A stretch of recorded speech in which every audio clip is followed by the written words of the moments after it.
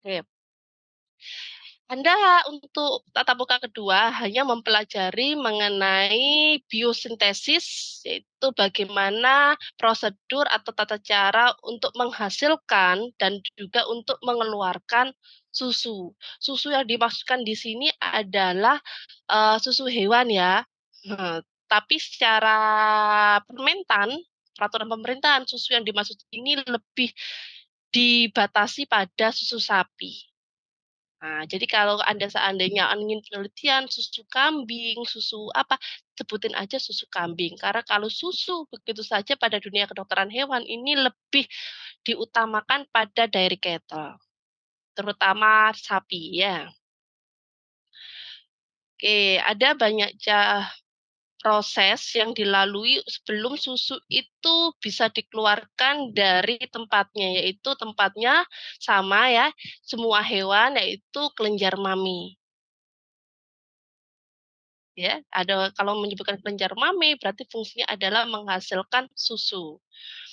Proses laktasi yaitu proses di mana mulai diproduksinya susu yang berwarna putih kekuningan sampai dikeluarkannya susu itu dari kelenjar mami. Itu adalah laktasi. Ya, jadi mulai produksi sampai dikeluarkannya. Proses laktasi dibagi menjadi 3 tahapan besar. Tahapan yang pertama dinamakan tahap mamogenesis. Dari kata mami, mamung ya. Tahap kedua, tahap laktogenesis. Tahap ketiga, galaktopoiesis. Hafalin 3 tahapan ini dulu. Jadi kalau bicara ada soal misalnya laktasi, ada berapa tahap? Langsung kalian ceng, 3. Satu yang berhubungan dengan perkembangan mami, yaitu mamogenesis. Jadi perkembangan ya, perkembangan kelenjar mami dulu. Yang kedua, perkembangan atau pembentukan susu, cairan susu, yaitu laktogenesis. Yang ketiga adalah tahapan mempertahankan produksi susu itu sendiri, tahap galaktopoiesis. Gampang ya. Jadi sesuai namanya tahap mamogenesis terjadi perkembangan dari kelenjar mami mulai dari pertumbuhan, proliferasi epitel-epitel di kelenjar mami. Perlu Anda ingat lagi, di histologi sudah dia ajari unit terkecil untuk menghasilkan cairan susu yaitu alveoli. Ya, namanya satu alveoli itu adalah satu seperti kantung yang dilapisi oleh hanya satu lapis epitel. Epitel sekretori yaitu berfungsi untuk mensekresikan, menghasilkan susu itu sendiri, kemudian ditampung pada suatu wadah yaitu lumen dari alveolinya. Jadi kalau mamogenesis bagaimana? Berarti ada pertumbuhan dari kelenjar susu, pertumbuhan sel-sel sekretori atau sel epitel dari alveoli, pertumbuhan sel-sel dari duktus atau saluran dari kelenjar mami. Gampang ya, dalam artian untuk mempersiapkan sekresi susu itu sendiri.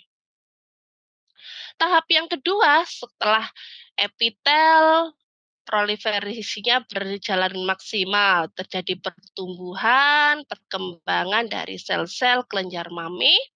Berarti tahap yang kedua adalah proses menghasilkan cairan susu itu sendiri, yaitu dimulainya sekresi susu, berarti itu sudah tahap kedua laktogenesis. Laktogenesis ditandai kapan terjadinya? Waktu susu sudah disekresikan itu biasanya mendekati partus, mendekati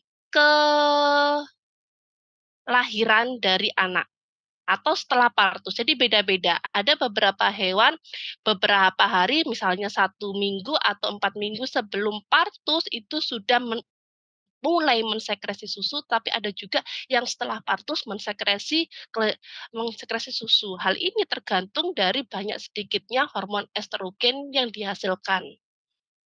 Oke.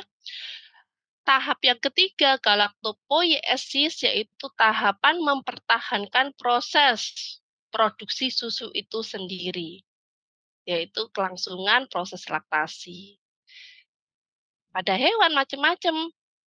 Kira-kira kalau sapinya itu bisa diproduksi sampai 9 bulan, 10 bulan, ya sudah, produksi susunya selama itu. Tetapi kalau seandainya itu bukan dairy cattle, hanya susu, misalnya kambing, pedaging, dia memberikan susu kepada anaknya misalnya cuma 2 bulan, biasanya bulan-bulan selanjutnya produksinya menurun. Kalau itu posisinya tergantung dari macam-macam hewannya.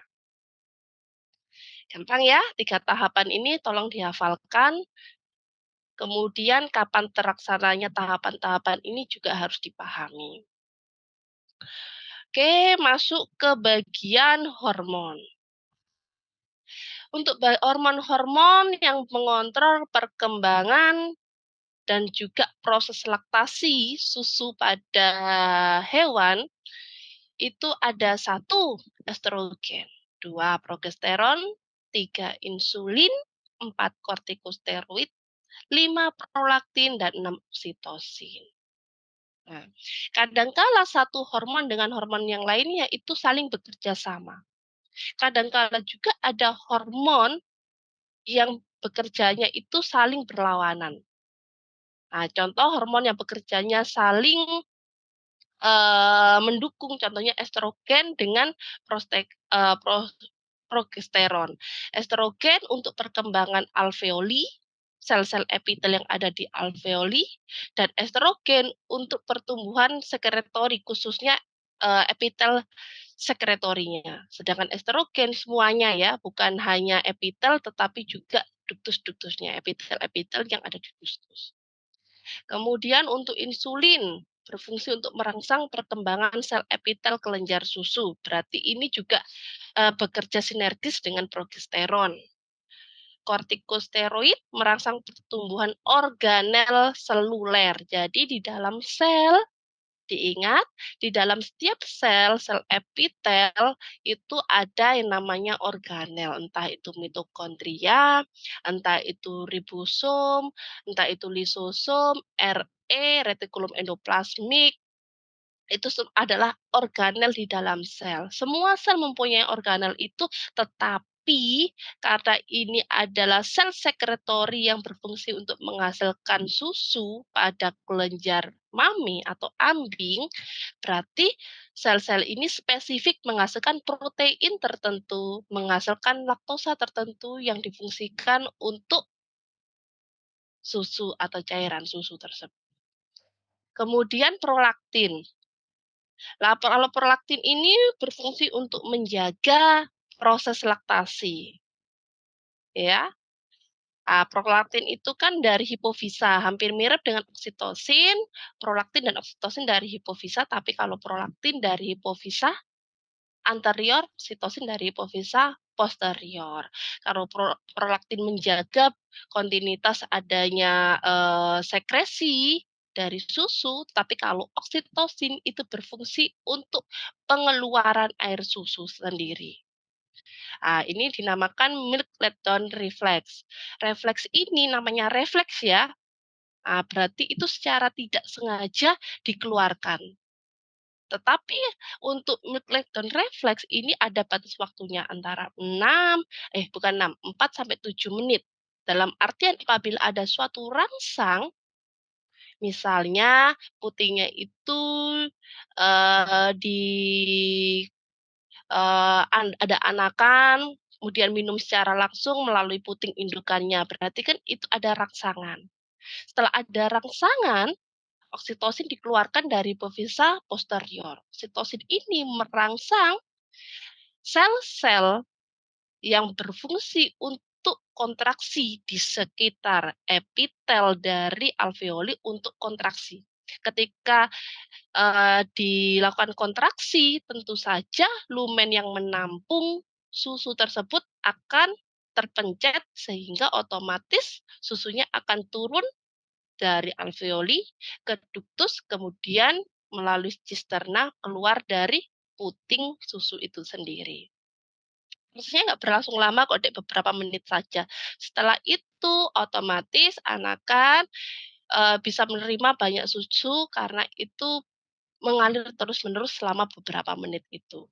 Kalau tidak, berarti anaknya itu harus menggunakan kekuatan sendiri untuk misalnya itu dalam artian eh, kalau kita bahasanya kan ngenyot gitu ya, ngenyot dari puting indukannya.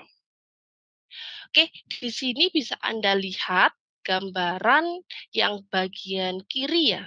Sama dengan saya di bagian kiri, nah, paling kiri atas. Nah, yang paling saya tunjuk sekarang ini kan putingnya.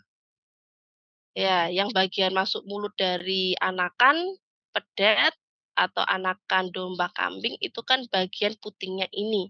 Ketika ada rangsangan, otomatis yang seperti bulat-bulat kecil alveoli kecil ini akan terpencet. Karena di sini ternyata di bagian yang kecil kalau diperbesar bagian bawah ya, misalnya satu alveoli ini. Lah, ini kan satu alveoli terdiri dari satu lapis epitel sekretori. Di antara epitel-epitel sekretori ini ada yang warnanya biru-biru ini atau ungu-ungu. Ya. Nah, kalau di layar saya warnanya ungu. Entah kalau di layar Anda barangkali warnanya agak biru gitu ya. Nah, yang ungu atau kebiruan ini adalah myoepitel cell. Berfungsi seperti otot, berfungsi untuk mengontraksi sehingga terjadi kontraksi dari lumen alveoli, cairan yang ada dalam lumen akhirnya terdorong masuk ke dalam ductus dan keluar melalui puting. Oke. Kemudian apabila diperbesar lagi, satu sel epitel itu diperbesar menjadi gambar sebelah kanan bawah. Nah, gini ya, sebelah kanan bawah ini adalah ilustrasi dari satu epitel. Bayangkan satu epitel ini ada banyak isinya di dalamnya. Bukan hanya inti sel, tetapi banyak organel-organel sel. Di sini harus Anda pahami dari organel-organel ini mempunyai fungsi sendiri-sendiri. Misalnya Golgi apparatus, ada vesikel dari Golgi apparatus yang berfungsi untuk membawa misalnya asam amino, membawa misalnya asam asetat dan lain sebagainya yang difungsikan untuk menghasilkan zat-zat yang dibutuhkan. Zat-zat ini akan disintesis dan dikeluarkan dalam bentuk cairan atau zat-zat yang bersama susu tersebut. Bisa itu protein, bisa itu lemak, bisa itu laktosa. Itu ya. Begitu juga dengan mitokondria. Kemudian RE. Nah, ini juga ada lisosom dan lain sebagainya. Nah, tahapan selanjutnya yang harus Anda pelajari, Anda harus mempelajari proses biosintesis yang terjadi pada setiap sel atau epitel yang ada di mami itu sendiri. Tetapi ini sudah kami coba untuk merangkum organel-organel apa saja yang berperan dalam biosintesis produk tertentu. Misalnya di sini untuk menghasilkan protein, sintesa protein susu ya. Di setiap sel itu pasti punya organel mitokondria atau sitosul, tetapi belum tentu misalnya sel mata. Belum tentu sel mata itu dapat memproduksi protein susu. Karena dia nggak spesifik untuk berfungsi untuk menghasilkan protein susu. Yang bisa menghasilkan protein khusus protein susu yaitu hanya kelenjar mame saja. Karena itu di sini di bagian bawah sudah kami tuliskan lemak dan protein susu. Saya ulangi, lemak dan protein susu itu diproduksi oleh organ yang spesifik dan spesies spesifik. Misalnya ada kambing, ada sapi. Kambing dan sapi sama-sama menghasilkan protein susu, tetapi ada beberapa jenis protein susunya yang agak berbeda. Karena itu, lemak dan protein susu itu berasal dari spesies spesifik dan juga organnya spesifik, yaitu organ mami. Bisa dipahami? Bisa, bisa dok. Oke, alhamdulillah kalau bisa. Karena nanti agak pusing kalau belum paham ini. Kemudian untuk laktosa sendiri dan kasein, Kasein ini juga termasuk salah satu jenis protein ya. Laktosa dan kasein tidak ada bahan-bahan lainnya yang punya kandungan laktosa. Laktosa hanya pada susu saja.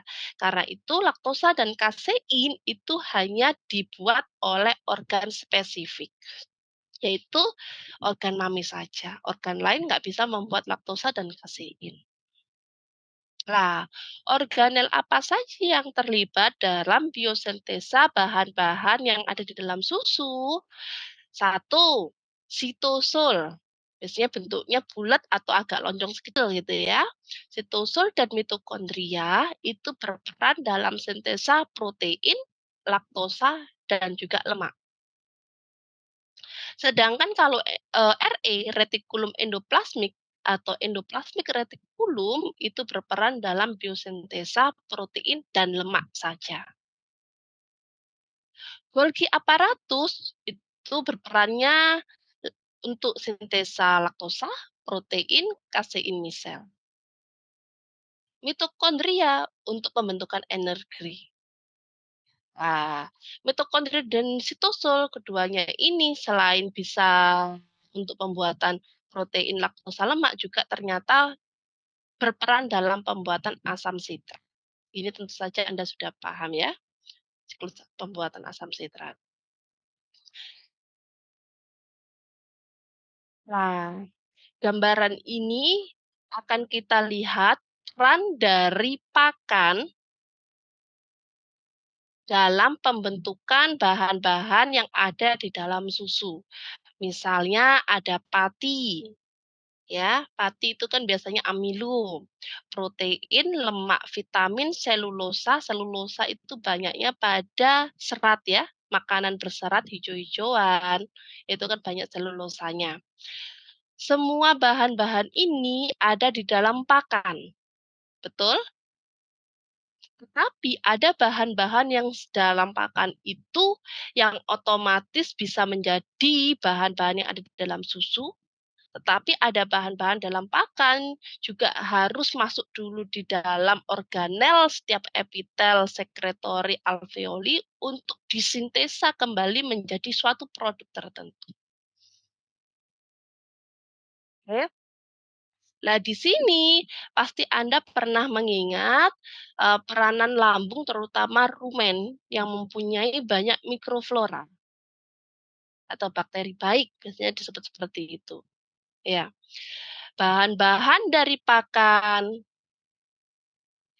dicerna di rumen, terutama dari mikrofloranya, dia akan membantu proses hidrolisa. Ya, saya contohkan satu misalnya pakan dari serat pakan hijauan. Pakan hijauan yang mempunyai serat ya, itu biasanya kan kalau pada mamalia atau manusia begitu ya, itu susah ya untuk mencerna serat. Tapi bagi ruminansia, degradasi pakan berupa serat itu gampang sekali karena di dalam rumen ada mikroba rumen, yaitu contohnya bakteri selulitidik berfungsi untuk degradasi selulosa. Gitu ya. Jadi mendegradasi substrat menjadi selulosa. Degradasi substrat menjadi selulosa itu menjadi substrat yang lebih sederhana, contohnya adalah glukosa, seperti itu ya. Kemudian nanti bisa berakhir menjadi laktosa dari susu. Bisa dilihat di sini, di rumen terjadi hidrolisa serat kasar. Serat kasar ketika sudah dihidrolisa di rumen oleh mikroflora rumen bisa menjadi bentukan yang lebih sederhana yaitu asam asetat, propionat, beta hidroksi asam butirat BHBA. Juga di rumen dengan bantuan mikroflora bisa terjadi hidrogenasi asam lemak yang tidak jenuh menjadi asam lemak jenuh. Juga terjadi sintesa asam amino di rumen, terjadi sintesa protein, yaitu kan protein ini sebenarnya berasal dari asam amino ya, kemudian adalah pembentukan vitamin B dan K. Khusus asam asetat propionat, beta hidroksi asam butirat, dan asam amino nantinya yang dihasilkan di usus kecil itu masuk ke pembuluh darah dari kapiler ke daerah porta baru masuk ke hati untuk diproses lebih lanjut. Oke? Khusus hidrolisa lemak oleh lipase itu biasanya terjadi di usus halus menjadi asam lemak masuk ke kelenjar limfe, bisa juga masuk ke kapiler dan masuk ke darah portal dan juga masuk terakhir adalah di hati atau di hepar. Oke.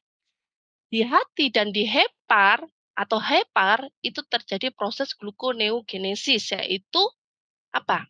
Proses sintesis atau pembentukan glukosa dari senyawa-senyawa non-karbohidrat. Jadi contohnya apa? Bahan apa yang bisa terjadi gluconeogenesis di hepar? Yaitu asam amino, asam asetat, propionat, BHBA, dan juga asam lemak. Itu bisa juga terjadi sintesis pembuatan glukosa melalui bahan-bahan tersebut. Setelah terjadi gluconeogenesis di hepar, tentu saja keluar dari pembuluh darah hepar, masuk ke pembuluh darah sistemik, masuk ke target-target organ.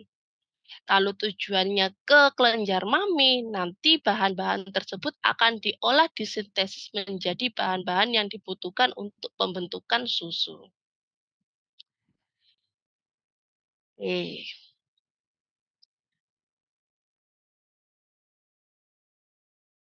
Jadi, khusus pada ruminansia, oke, glukosa yang didapatkan dari makanan, kemudian glukosanya itu kan tentu saja diolah di rumen, kemudian omasum abumasum masuk ke usus, ya, kemudian menjadi asam propionat, asam amino, masuk ke hati, sedangkan asam asetat BHBA yang dihasilkan dari apa tadi? Hidrolisa dari serat kasar itu berfungsi untuk pembentukan asam lemak dan nantinya berfungsi untuk menghasilkan lemak susu. Jadi ini tolong dihafalkan, kalau glukosa itu biasanya dihasilkan ini kalau glukosa di susu namanya laktosa ya. Laktosa itu dihasilkan dari adanya asam propionat bahannya dan juga asam amino dan produk-produk lain yang hasil gluconeogenesis di hepar.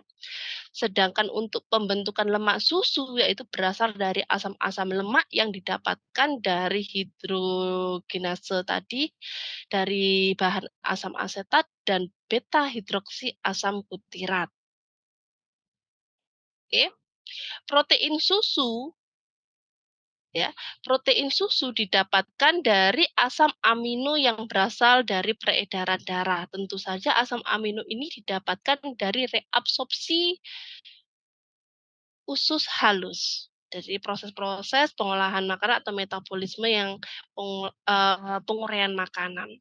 Asam amino itu untuk menjadi asam amino yaitu protein susu itu bisa ada dua, asam amino esensial dan asam amino non esensial.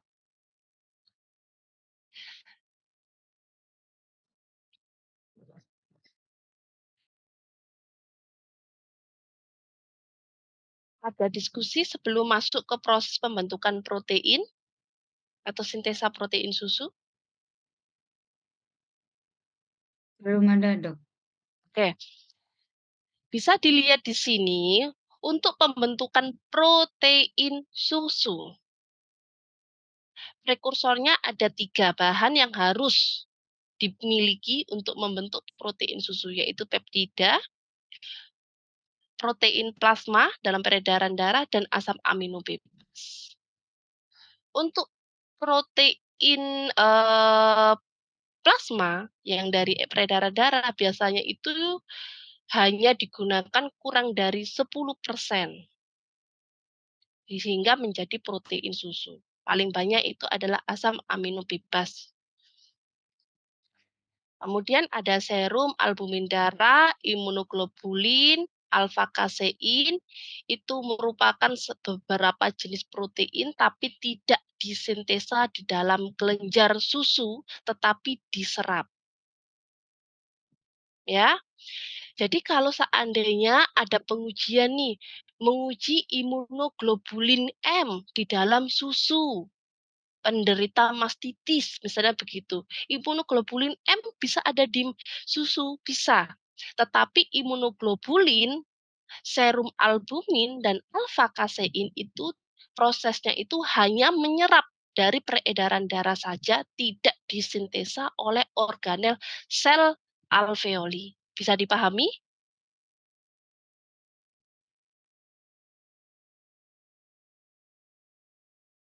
Bisa Si dokter, dipahami atau boleh tidak? diulang? Oke, saya ulang.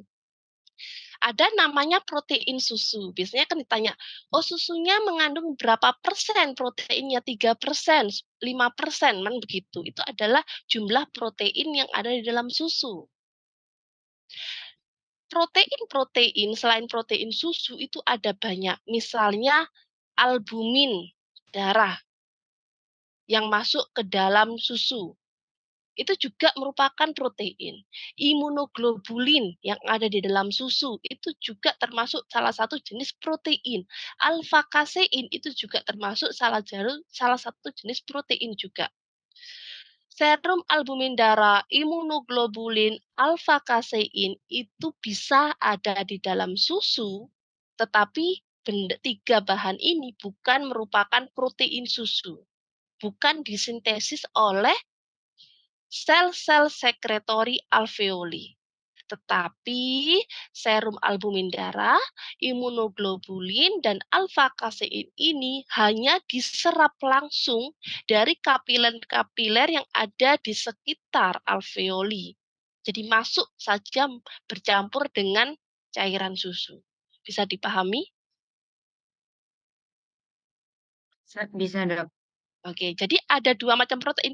Protein yang disintesa langsung oleh sel-sel alveoli dan protein yang langsung diserap dari kapiler darah. Intinya itu. Oke. Ini ada gambaran sedikit Anda bisa melihat bagaimana sintesa protein dari bahan pangan. Semua protein itu didapatkan dari pangan. Oke, bahan-bahannya akan mendapatkan protein susu di paling bawah ini ya, protein susu. Tentu saja bahan-bahan utamanya itu adalah bahan yang berasal dari pakan. Oke. Bahan yang ada dalam pakan terutama yang mengandung N itu kan mengandung protein, nitrogen ya. Tapi ada dua jenis ternyata, N protein dan N bukan protein. Pakan yang pakan yang ada kandungan N bukan protein itu langsung menjadi amonia dalam metabolisme tubuh. Oke, dapat dicerna oleh mikroba di rumen, tetapi N protein ada dua jenis lagi, di breakdown menjadi dua lagi, yaitu protein yang tidak terurai dan protein yang terurai. Protein yang tidak terurai langsung dicerna di dalam usus, tetapi yang terurai diolah dulu di rumen menjadi peptida, menjadi nanti asam amino, dan juga diolah bersama protein mikroba yang hasil akhirnya tetap dicerna di dalam usus halus menjadi asam amino baik itu esensial maupun non esensial masuk ke aliran darah karena direabsorpsi oleh kapiler, dari aliran darah dibawa ke hepar, kemudian langsung peredaran darah tubuh, seluruh tubuh, salah satunya masuk ke mami. Sama ya.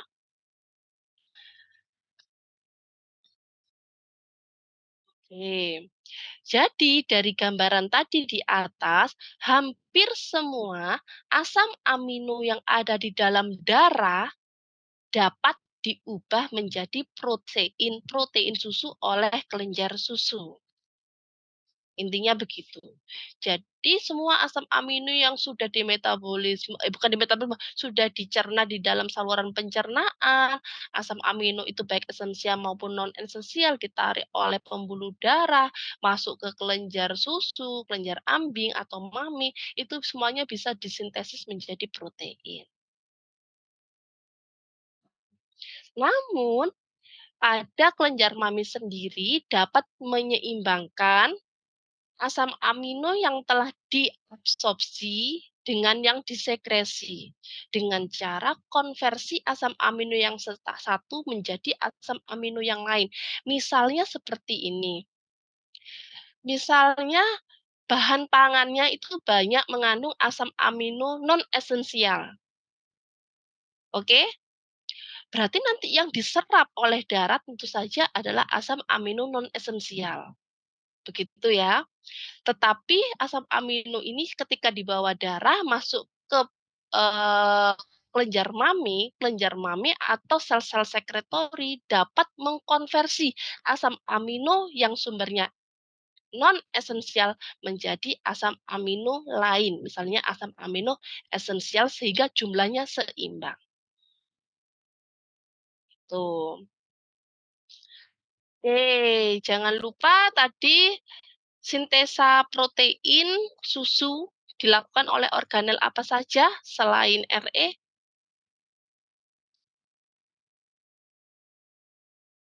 Mitokondria, kemudian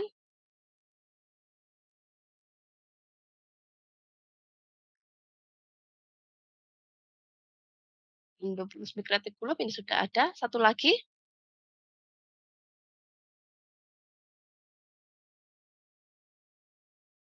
klorofil juga berperan. Ya, tapi ini yang paling banyak ditulis di sini adalah retikulum endoplasmik. Tapi bukan berarti karena saya tulis seperti ini, itu hanya organel satu-satunya berperan. Tapi banyak ya, saling berhubungan. Oke, tolong dipahami, kadangkala ada yang merasa misalnya peternak, saya beri ternak saya banyak kandungan N-nya pada pakan. N itu kan protein ya, nitrogen. Banyak kandungan N, protein, dengan banyak jumlah energi, konsentrat itu kan energinya tinggi, itu berbeda. Pakan dengan konsentrat tinggi, nanti hasil akhirnya adalah protein susunya akan meningkat atau konsentrasinya tinggi.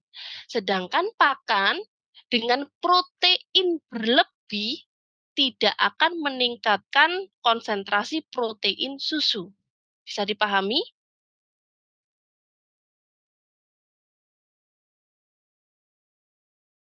Saya ulang. Bedakan antara pakan konsentrat. Konsentrat itu dalam artian pakan dengan energi, dengan jumlah energi yang tinggi. Ya, pakan konsentrat kan banyak mengandung karbohidrat, protein kan begitu. Jadi pakan konsentrat itu adalah pakan dengan jumlah energi yang tinggi. Tetapi pakan dengan kandungan protein berlebih, N-nya banyak, kan ada tuh kandungan N tinggi.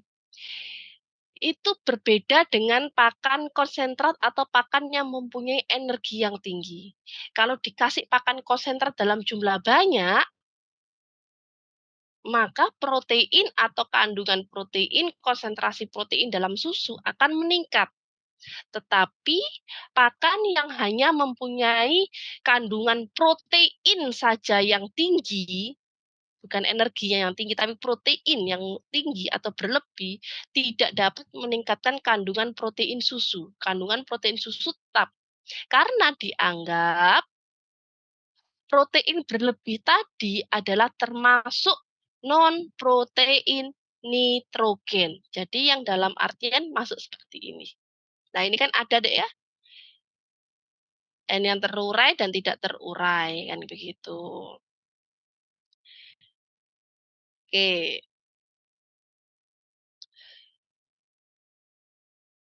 bahasan yang kedua saya lanjut adalah pembentukan laktosa. Dari susu ke laktosa. Kalau laktosa itu adalah gabungan antara glukosa dan galaktosa, ya. Jadi kalau menyatakan, "Berarti di susu itu kok nggak ada glukosanya ya, Dok?" Bukan, namanya sudah berbeda, bukan hanya glukosa murni, tetapi itu adalah gabungan antara glukosa dan galaktosa dinamakan laktosa. Jadi agak manis, hampir mirip dengan glukosa. Biosintesa laktosa dengan menggabungkan glukosa dan galaktosa dengan suatu ikatan beta 1,4 glikosida. Terjadi pembentukan laktosa ini di organ spesifik dan spesies spesifik, terutama di organel aparatus, membran aparatus Golgi. Oke, tolong dipahami pernyataan ini. Kecepatan sintesa laktosa pada permulaan laktasi itu dikontrol oleh kecepatan pembentukan alfa-laktalbumin. Alfa-laktalbumin itu adalah salah satu jenis protein, di mana alfa-laktalbumin ini dapat membentuk laktosa sintetase. Bingung ya? Jadi begini, untuk membentuk ikatan glukosa dan galaktosa, sehingga nanti hasil akhirnya adalah laktosa, itu diperlukan laktosa sintetase. Diperlukan enzim ini. Kalau enzim ini tidak ada, maka tidak bisa terbentuk glukosa berikatan dengan galaktosa. Tidak bisa berubah menjadi laktosa. Laktosa sintetase sendiri itu adalah gabungan antara beberapa protein, salah satunya adalah alfa-laktalbumin. Jadi kalau tidak ada alfa-laktalbumin, laktosa sintetase tidak ada, tidak bisa terjadi ikatan glukosa galaktosa, tidak ada laktosa. Bisa dipahami ya?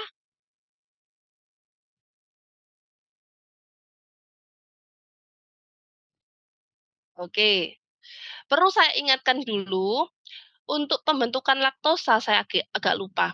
Pembentukan laktosa itu dipengaruhi, tadi kan itu ada asam asetat, asam propionat. Kalau laktosa ini lebih ke asam propionat, ya.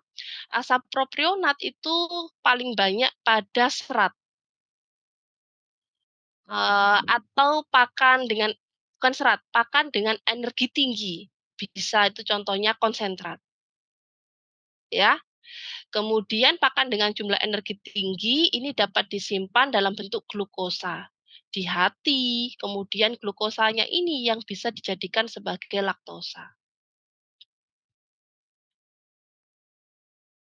Nah, ini adalah contoh atau ilustrasi gambaran bagaimana pentingnya laktosa sintetase dalam pembentukan laktosa.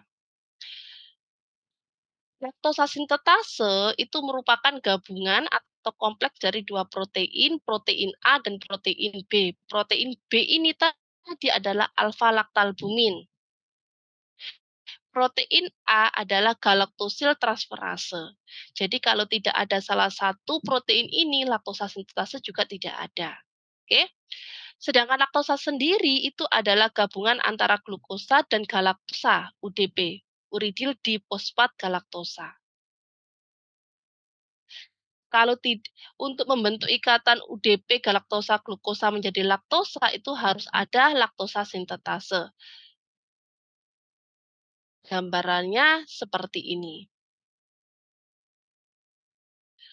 Uh, karena saya sarankan, Dek ya, untuk proses-proses ini memang seharusnya hanya dimengerti saja, tidak harus dihafalkan. Tetapi karena soal kita multiple choice, barangkali soal-soal yang masih bersifat pilihan itu keluar mengenai sintesa laktosa, mengenai enzim apa yang diperlukan, itu barangkali keluar, jadi tolong dihafalkan juga proses sintesa laktosa. Saya bacakan satu persatu sehingga Anda tahu cara membacanya. Bagian 1, 2, 3, 4, 5 ini adalah bagian bawah ini. 1 sampai 5 adalah enzim-enzim yang diperlukan untuk menghasilkan zat terusannya. Contohnya, glukosa dan ATP ketika bertemu dengan enzim heksokinase menjadi glukosa 6-fosfat plus ADP.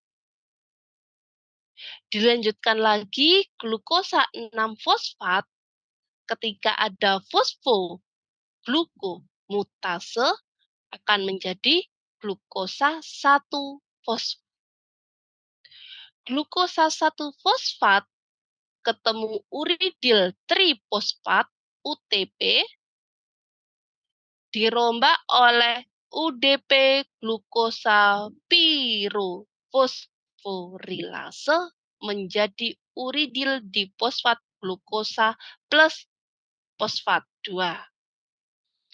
UDP glukosa bertemu atau dirombak oleh UDP galaktosa 4 epimerase menjadi uridyl difosfat galaktosa. Dan terakhir UDP galaktosa ada laktosa sintetase baru menjadi namanya laktosa plus uridyl difosfat plus glukosa. Gitu ya cara membacanya.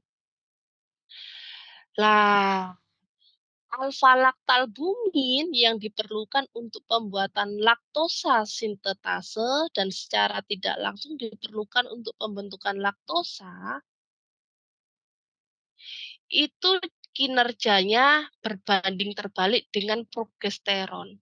Semakin banyak progesteron, maka alfa-laktalbumin tidak akan terbentuk. Semakin sedikit progesteron, alfa-laktalbumin bisa terbentuk banyak. Begitu ya.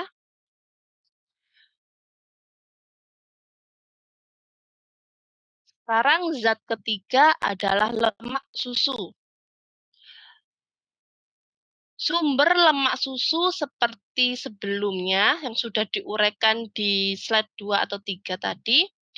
Lemak susu berasal dari asam lemak ya, lemak-lemak di makanan. Kemudian asam asetat, beta hidroksi asam butirat yang berasal dari pengolahan di rumen, dan glukosa. Glukosa ini proses glikolisis menjadi asam sitrat dan asam sitratnya bisa dirombak di hepar menjadi lemak susu. Perlu diingat, untuk lemak susu, saya nggak bilang lemak lainnya ya, tapi lemak cairan susu, lemak cairan susu, oke, itu kalau seandainya berasal dari langsung dari makanan, diabsorpsi dari asam lemak yang ada dari makanan, tidak melalui proses sintesis dari sel-sel sekretory kelenjar mami, biasanya itu adalah asam lemak yang mempunyai ikatan C hidrokarbon kurang dari 16. Jadi mempunyai rantai C pendek. Asam lemak yang mempunyai rantai C hidrokarbonnya pendek itu biasanya adalah berasal dari lemak-lemak makanan, asam lemak makanan. Tetapi kalau mohon maaf ini bukan kurang dari ya, lebih dari. Saya ulang lagi, saya bacanya salah. Kalau seandainya asam lemak sebagai sumber lemak susu berasal dari makanan secara langsung, asam lemaknya itu mempunyai rantai karbonnya lebih dari 16, berarti rantai karbonnya panjang. Sedangkan kalau rantai karbon dari asam lemak itu adalah pendek, misalnya C4, C6, C8, atau C14, itu masih tergolong mempunyai rantai karbon pendek. Itu berarti asam lemaknya itu berasal dari asam asetat atau asam B-hidroksi asam butirat yang diperoleh dari metabolisme di rumen oleh bakteri rumen. Bisa dipahami ya, sumber dari lemak susu. Oke. Kalian tadi tolong diingat kembali, asam asetat dan beta hidroksi asam butirat dihasilkan oleh karena perombakan dari mikrobala rumen, terutama perombakan dari selulosa atau serat kasar. Ya, serat kasar ini mempengaruhi pembentukan asam asetat dan nantinya tentu saja mempengaruhi pembentukan asam lemak, kemudian mempengaruhi pembentukan laktosa karena ada asam propionat juga. Kalau makanan itu rendah serat kasar, hidrolisa serat kasarnya sedikit, sehingga nanti yang dibentuk tentu saja asam asetatnya sedikit, tetapi asam propionatnya tinggi. Itu ya, tolong dipahami ini. Kemudian apabila ada kandungan lemak dari sapi dengan ransum atau pakan serat kasarnya rendah, separuh dari sapi dengan ransum serat kasar yang tinggi. Kenapa? Karena semakin banyak serat kasarnya, kandungan lemaknya itu akan semakin meningkat. Kalau pakan serat kasarnya itu rendah, tentu saja lemak susunya juga akan rendah. Intinya seperti itu.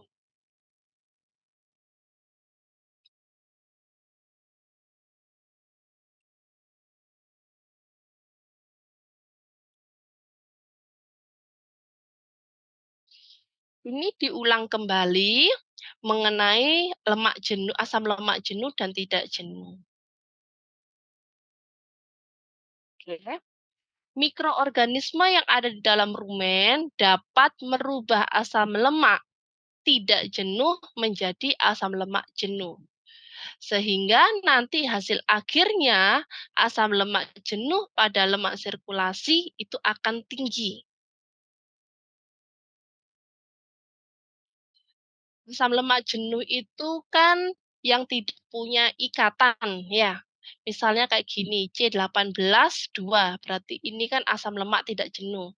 C18 1, jadi punya belakang itu ikatannya, mempunyai ikatan ganda.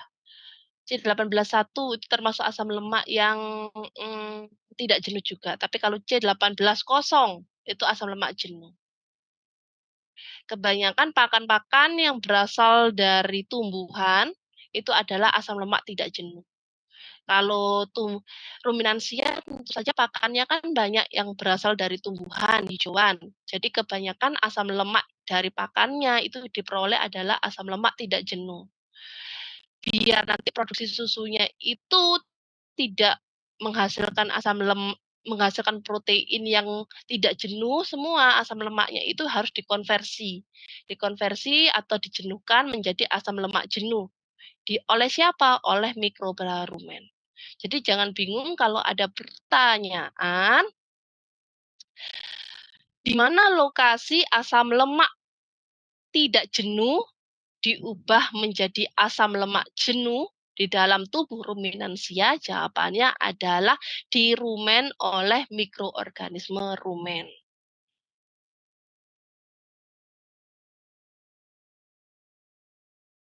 Nah, proses menjenuhkan tadi itu dari asam lemak tidak jenuh menjadi asam lemak jenuh itu namanya kelenjar mame ya. Selain itu ternyata kelenjar mame juga mempunyai peran bukan hanya di rumen, tetapi kelenjar mame juga mempunyai kekuatan desaturase, yaitu enzim ini, ase-ase kan enzim ya, enzim ini dapat merubah reaksi pembentukan ikatan rangkap pada rantai karbon asam lemak sehingga dari asam lemak yang jenuh menjadi tidak jenuh. Jadi sebaliknya dari yang rumen tadi. Desaturasi saya ulangi adalah mekanisme suatu enzim. Desaturasi itu kan enzim. Enzim ini dapat merubah, dapat mengkatalis pembentukan ikatan rangkap pada rantai karbon asam lemak menjadi dari jenuh menjadi tidak jenuh.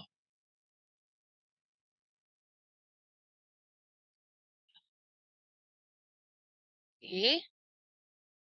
Masih lanjut ke lemak ya, Dek ya, pada lemak susu. Selain asam lemak, bahan yang diperlukan untuk mensintesa lemak susu juga ada bahan lainnya yaitu trigliserid. Trigliserid kan juga lemak. Trigliserid ini didapatkan dari tiga, dari aktivitas rumen, ya, membentuk asam lemak juga. Kemudian kedua, melalui transportasi sirkulasi asam lemak rantai panjang diolah ke hati atau asam butirat, volatil fatty acid, lemak transportasi di sirkulasi pembuluh darah, masuk ke hati juga bisa menjadi lemak susu. Yang ketiga adalah aktivitas kelenjar susu itu sendiri dari trigliserid yang ada bisa dirubah langsung menjadi asam lemak rantai pendek di dalam kelenjar susu.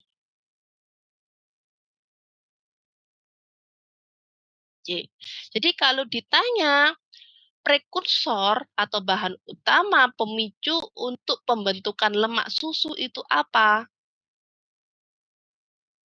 Yang tadi yang berhubungan dengan mikroba di rumen yaitu pembentukan asam asetat dan BHBA, beta hidroksi butirat asid. Sedangkan kalau asam propionat itu merupakan asam lemak rantai panjang dengan segasal. Nanti prekursornya utamanya adalah gliserol. Oke. Jadi untuk sintesis hanya itu saja yang bisa saya berikan. Biar tidak bingung, silakan nanti dibaca-baca lagi. Saya lanjut kepada breakdown refleks.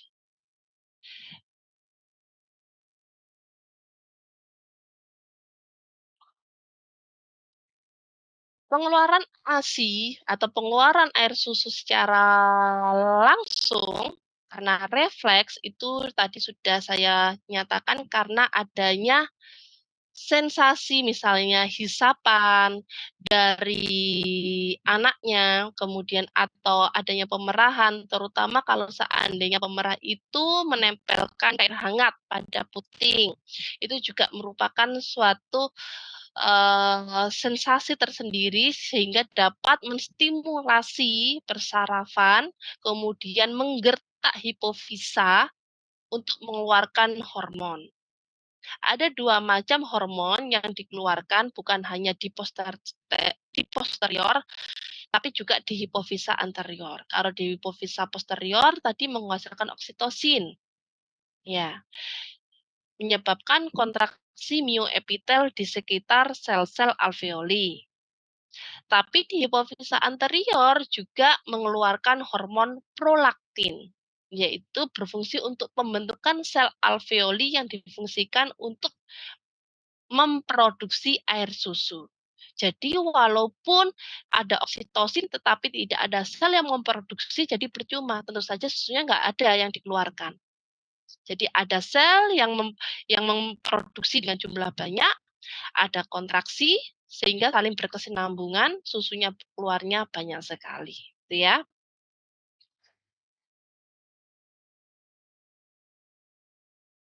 Ini hanya sekilas, tetapi harus Anda pahami mengenai definisi susu dan pengertian macam-macam susu berdasarkan SK Direktorat Jenderal dulu itu Departemen Pertanian pada tahun 1983. Susu dari Departemen Pertanian atau sekarang adalah Kementerian Pertanian diartikan sebagai susu sapi meliputi susu segar, susu murni, susu pasteurisasi, dan susu sterilisasi. Jadi kalau susu kalengan, susu kental manis itu kalau berdasarkan Deptan itu bukan susu. Kalau Anda menyebut susu, gitu ya, berarti itu adalah susu berasal dari sapi, baik itu segar ataupun murni, ataupun sudah dipasterilisasi maupun sterilisasi. Itu bisa disebut dengan susu. Nah, susu murni sendiri itu apa? Susu murni adalah susu yang atau cairan yang berasal dari ambing sapi yang sehat diperoleh dengan cara pemerahan yang baik dan benar tanpa dikurangi atau ditambahkan suatu komponen apapun. Oke, itu susu murni. Susu segar itu adalah salah satu susu murni yang tidak dipanaskan, jadi segar. Susu pasteurisasi adalah susu murni yang telah dipanaskan pada suhu paling tidak 62, 63, atau 72 derajat Celcius secara baik. Susu sterilisasi adalah susu murni yang sudah mengalami proses pemanasan atau proses sterilisasi pada suhu maksimal suhu sterilisasi misalnya 152 derajat Celcius selama 5 detik. Oke. Macam-macam jenis susu tersebut berdasarkan Departemen Pertanian tolong dipahami.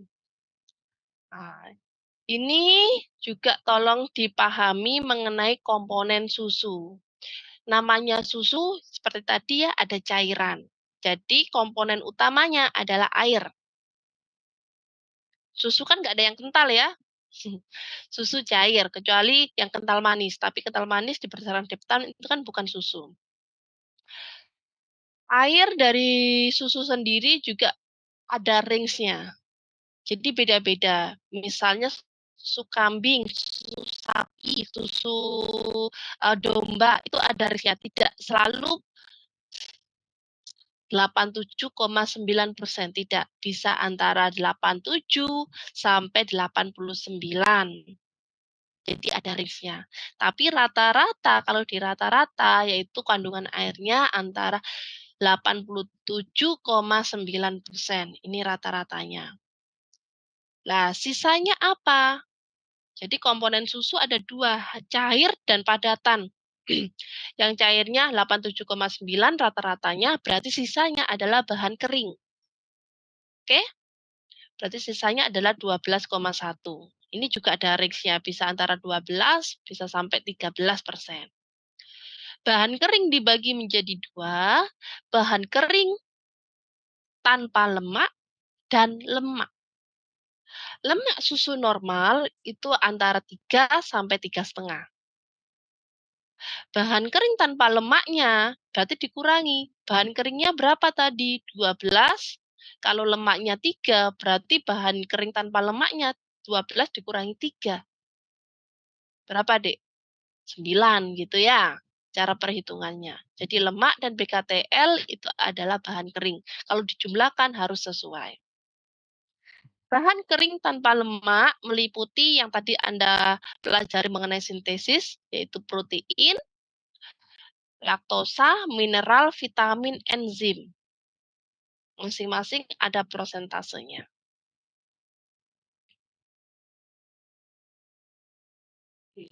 Bisa dibaca sendiri mengenai sifat umum dari susu. Mudah rusak? Tentu saja. Karena banyak zat-zat nutrisi yang diperlukan untuk tumbuhan mikroba dan mudah rusak, mudah terdegradasi juga. Komponen yang seimbang berwarna kekuningan, putih kekuningan. Jadi tidak ada susu itu warnanya putih. Putih kekuningan. Kuningan karena ada lemaknya. Kebaikan susu karena proporsinya seimbang, memenuhi kebutuhan tubuh, Kemudian susu itu juga mudah dicerna oleh tubuh.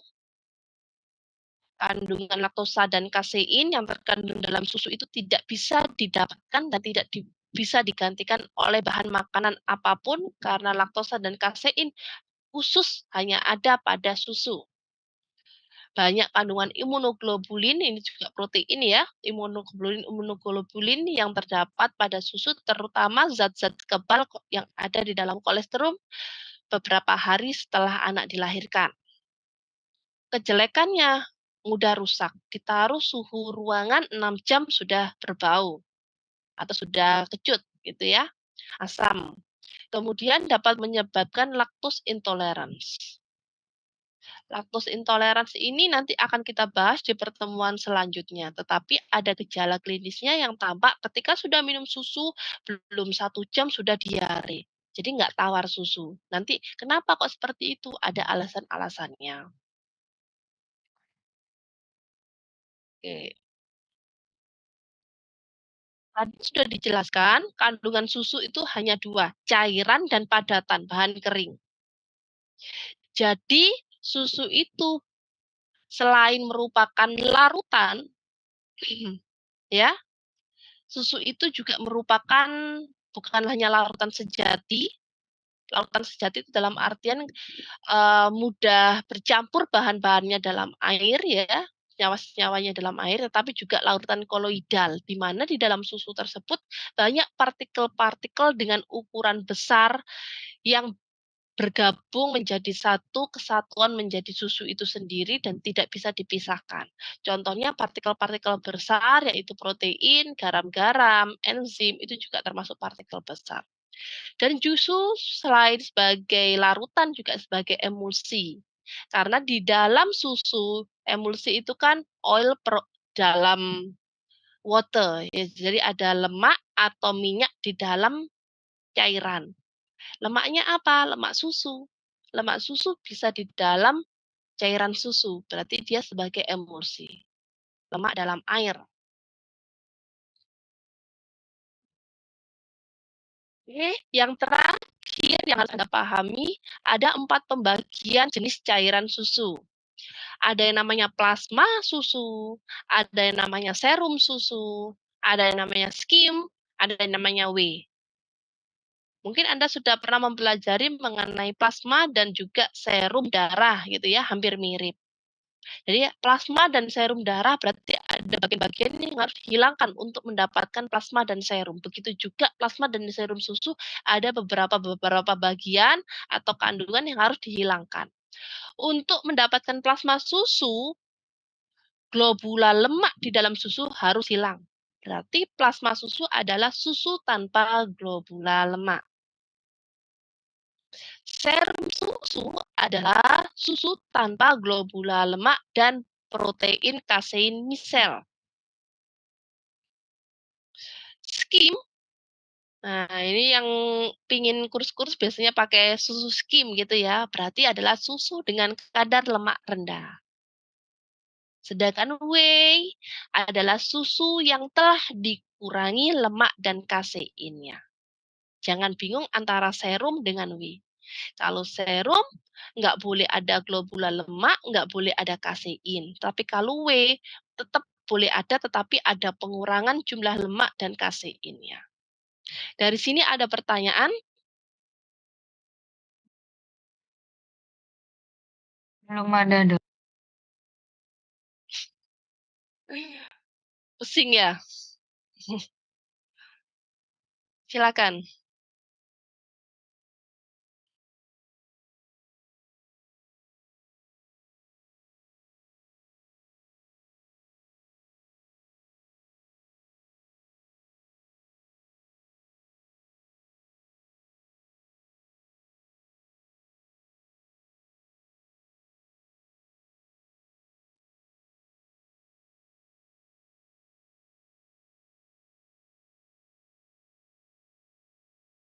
Hmm,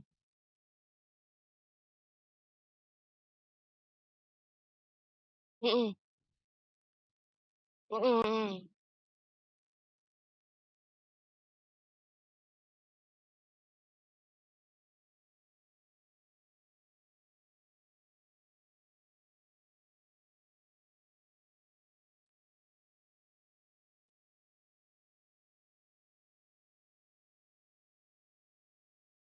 Mhm.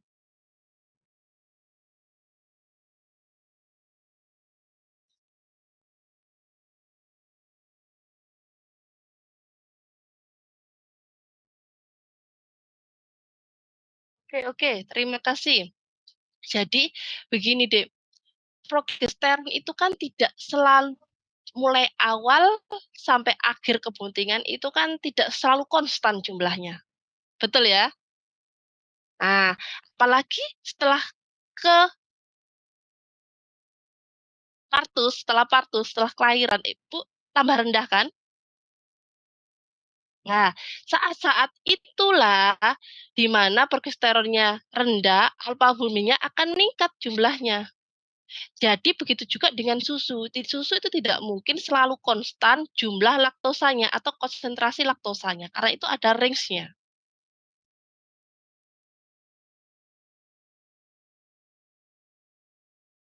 Gitu. Jadi walaupun sejak awal, misalnya begini, mungkin Anda kalau awal-awal gitu ya, pernah nggak datang ke bagian pemerahan susu? Susu pun itu deh, kalau awal sekali itu biasanya kan baru kolesterol. Ingat ya. Lah, kolesterol yang paling banyak itu adalah protein dan imunoglobulin untuk imunitas. Jadi untuk laktosanya memang ada, tetapi tidak terlalu banyak. Jadi dia naik secara perlahan. Nah, gitu. Jadi kalau ditanya awal-awal berarti laktosanya nggak ada, tetap ada, tapi tidak terlalu banyak. Jadi kapan pembentukan laktosa? Perlahan. Progesteron sedikit nurun, laktalbumin ada, sambil naik, tambah naik, tambah naik, tambah naik. Tapi tidak mungkin laktalbumin sampai naik terus. Pasti ada waktu dia turun atau konstan. Ketika kapan? Ketika bahan yang diperlukan ada apa enggak? Kalau memang bahan yang diperlukan untuk pembuatan laktosa enggak ada, ya dia diem. Kan gitu. Jadi mekanismenya tidak hanya semata-mata ada tidaknya progesteron, tapi juga banyak faktor lainnya. Gitu ya. Ada lagi? Mm-mm.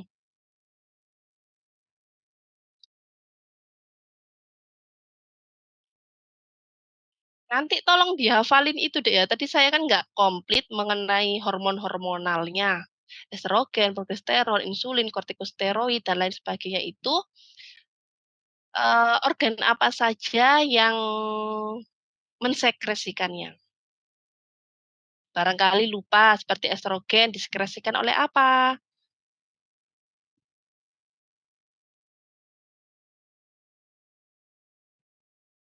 Apa Yulian? Estrogen.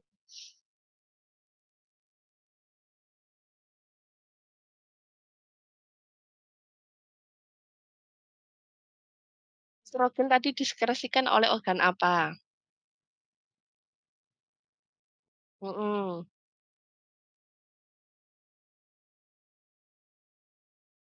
Kalau itu progesteron,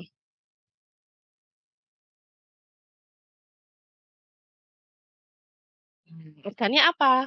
Sama-sama ovarium, tapi sel apa yang mensekresikan? Itu nanti tolong dipelajari kembali. Barangkali keluar ya.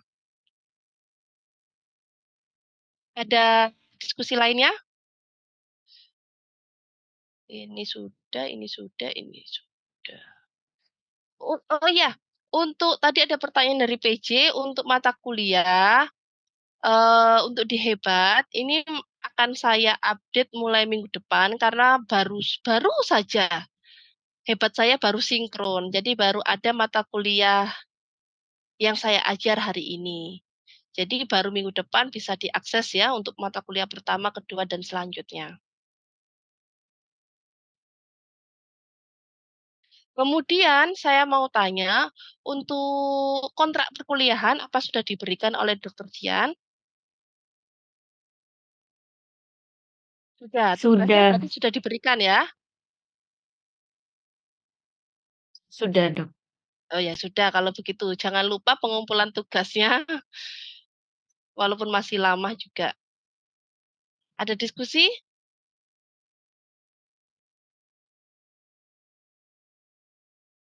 Kalau tidak ada bisa kita akhiri. Terima kasih. Saya tutup. Selamat istirahat. Assalamualaikum warahmatullahi wabarakatuh. Waalaikumsalam Terima kasih, Dokter. warahmatullahi wabarakatuh. Terima kasih, Terima kasih, Dokter. dokter.